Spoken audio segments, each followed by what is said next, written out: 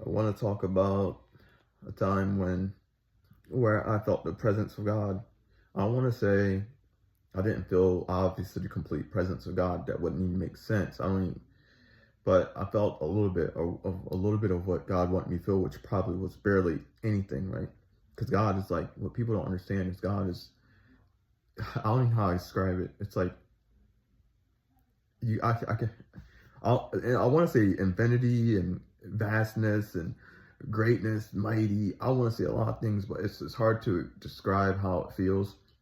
But it was probably a small percentage of God's presence, right? I remember as I felt the presence, right, and it felt good, but it was also somewhat overwhelming. And as I was feeling it, I knew something. I knew that if I wasn't shielded by the blood of God, I wouldn't want to be in it, because it's like if you're dirty, right?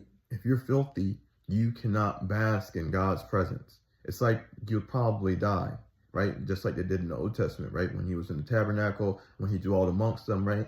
They had to do certain things that become clean because they would die. But God is so like if you have any darkness within you, right? When you meet the light, which is God. God is light. He's all good, all greatness, right? You can't be filthy in front of God. You will die. You're gonna not want to be there, basically. So I remember God was telling me that he doesn't send people to hell. People send themselves. So when you come into the presence of God and you don't have the blood of Jesus covering you, right? You don't have that robe on, you don't have that shield on, you're going to go to hell, right? This is what people don't understand. It's how God is. It's not that he wants to do these things to you. It's the actions that you've chosen to make yourself filthy, and not only to make yourself filthy, but to remain filthy, right? Because Jesus had given you a way out. He sent messengers. He's sending people that have to sacrifice their lives for you, right, down here, to get you guys on track, and y'all refuse to listen to him.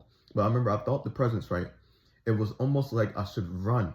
That's what it felt like. But I didn't have to run. I could sit there in it because Jesus was shielding me, right? Jesus wasn't literally in front of me, but I have the understanding that because I believe in Jesus, because I allowed Jesus to pay for my sins, I could remain in God's presence. So I'm being shielded, but I knew if I was not, I just knew I knew I would feel nothing but fear, because you're being judged by God. Your darkness is revealed in front of God. You can't hide it. You can hide it from people. You can't hide it from God. So I knew instantly that I would not want to be there with him. I knew for a fact.